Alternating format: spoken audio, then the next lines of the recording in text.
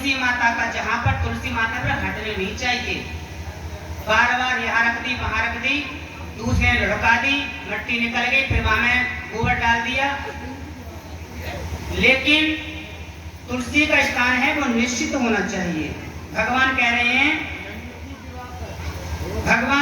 हैं कि वहां मरने से सदैव मुक्ति होती है। जो मुक्ति दानादि कर्मों से दुर्लभ है। जिस घर में तुलसी के वृक्ष के लिए स्थान बना हुआ है वह घर तीर्थ स्वरूप है। मिट्टी का बना देते हैं स्तंभ, उस पर तुलसी का पौधा लगते हैं, परिक्रमा करनी चाहिए तुलसी की। अगर घर में तुलसी है तो प्रतिदिन प्रातः काल उठकर जब हम जल चढ़ाएं और जल के पश्चात 7 परिक्रमा करनी चाहिए तुलसी माता की। 7 परिक्रमाएं करने से व्यक्ति 7 खंड के तीर्थ हैं संसार में,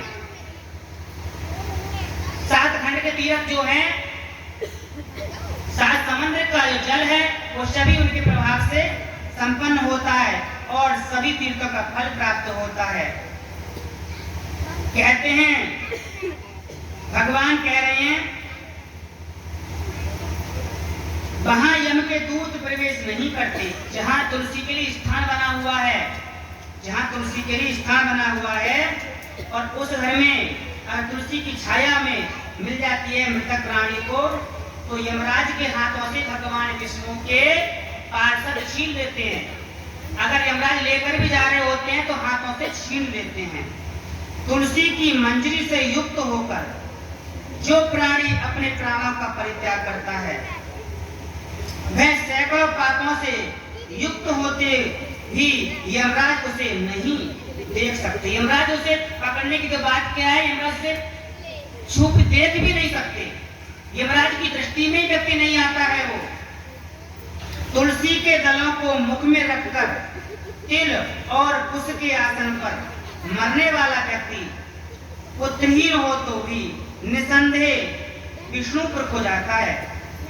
अगर मरने से पहले मुंह में तुलसी के पत्ते रख दिए जाएं तो अगर पुत्रहीन है तब भी वह व्यक्ति सीधा विष्णु लोक को ही जाता है। तीन प्रकार कौन से हैं? काले, सफेद और भूरे। ये तिल हैं, तिलों के रूप हैं काले, सफेद और भूरे। तिल, कुश और तुलसी, ये सब प्रियमान प्राणी को दुर्गति से बचा लेते हैं। अब मरने वाले व्यक्ति के पास में काले तिल हो या सफेद तिल हो या भूरे तिल हो, इन तिलों वाले प्राणी हैं उनकी मुक्ति निश्चित रूप से हो जाती है। ये मुक्ति के साधन हैं।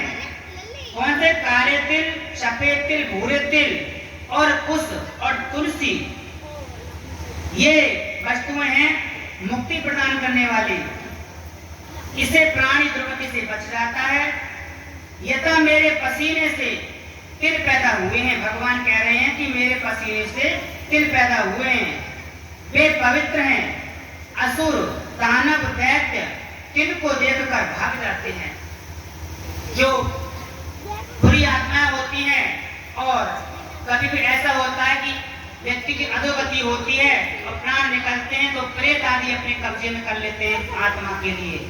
अधोगति भी है तो भी उस आत्मा को असुर, दानव, दैत्य तिल को देखकर भाग जाते हैं, पास में नहीं आते।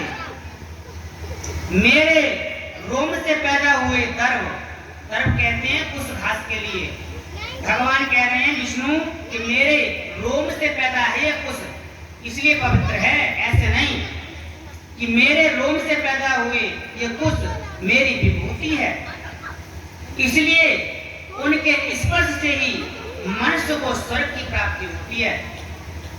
उनका स्पर्श हो जाए तो स्वर्ग की प्राप्ति होती है।